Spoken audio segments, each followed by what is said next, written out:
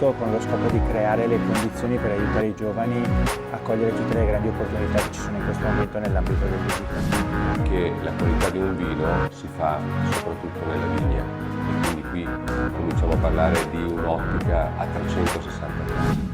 Bisogna essere innovativi, stare sul pezzo e comprendere bene prevenire che cosa il mercato ti sta chiedendo. Ha visto nella mia storia l'ennesimo prodotto da sistemare e migliorare. È una cosa che ci abbiamo messo l'occhio subito, è una cosa che appunto non c'era, ci stiamo muovendo in questa direzione.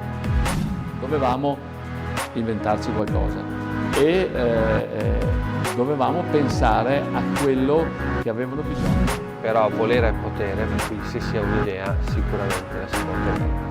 È stata la mia grande passione, la passione anche di molti soci, è stato uno delle molle. L'idea di costruire un brand identity, l'idea di proporre al mercato qualcosa di importante. Questo Caffè rappresenta l'artigianalità italiana, però ad un prezzo assolutamente facile e insomma un po' alla portata di tutti. Questa è già partita con l'intuizione, eravamo già in brand subito.